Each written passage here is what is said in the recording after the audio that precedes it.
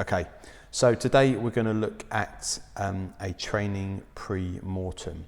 And what that is basically is like a checklist of doom, if you like. So everything that can possibly go wrong within training, any problem that's going to occur, any barrier that's going to come up, anything that is going to kind of derail a project or a plan.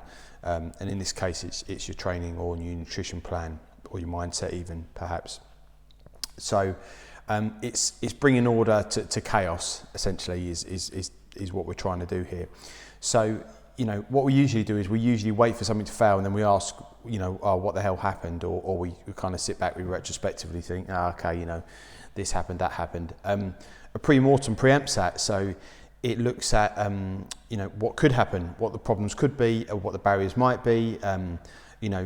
Known knowns and known unknowns is a classic one, and unknown unknowns. So everything that's happened maybe before, or that's probably going to crop up, because it does every single time, and also some of the things that might crop up but probably don't. Some of the problems that might happen but usually don't.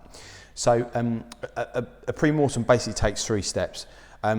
Step 1 is, like I say, the checklist of doom. So creating all the, sort of getting all the problems or all the barriers that could possibly sort of derail you down on paper. Take some time to do that. And obviously it's always good to have someone else there with you doing it. So invite someone that's close to you, probably an accountability partner, or, just, friend, spouse, wife. You could even crowdsource it if you want to, post it in the group. And get some of the problems down that way, and get all your problems down on paper. Nothing's off limits. It's just get them all down as crazy as they might be. And then what you've got to do is step 2 is you've got to pick your 10 big problems. Or your 10 big barriers. These are the things that you're pretty sure are going to crop up. These are things that have either happened before or you're pretty likely to happen. The classic one, which should probably be on everyone's list, is lack of motivation. What you're going to do when there's a lack of motivation. That's just going to be it's going to be on the top 10 list of problems. So make sure you pick a top 10 list. Things focus on what we call the derailments, things that are really going to just stop you dead in your tracks. Don't focus on the smaller things so much. Think on the big kind of show-stopping. This is going to throw my plan completely off.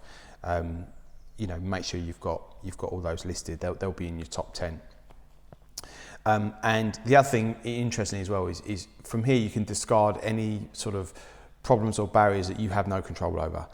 So these might be, natural disaster. I think I've used a natural disaster, term in there, or it could be something just completely random.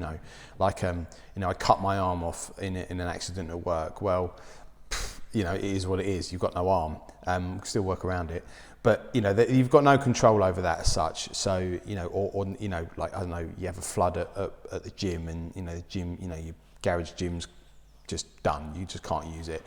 All that stuff. No point in writing it down. You've got no control over the weather. So tick it off your list. It's irrelevant focusing on it.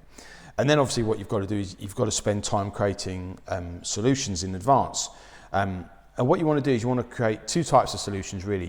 Proactive solutions, so things that are sort of for problems that you're facing now, and getting over those and making sure that they're relevant. So it might be if you want to sort of, I don't know, the garage gets messy or something, then it's like, well, clear out the garage.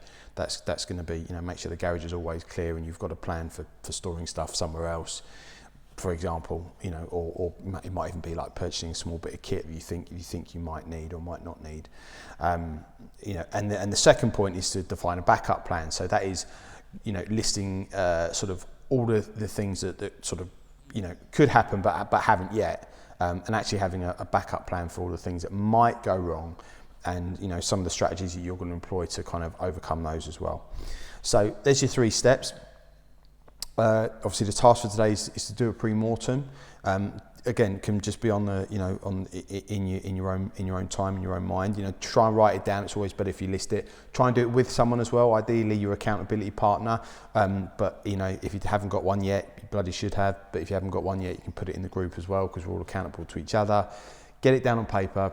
Let us know how your pre-mortem goes. This is a big part of the mindset. Don't skip these mindset bits, guys, because this is all about the 3 key drivers: adherence, accountability, and sustainability. Okay, so get them done. Cheers.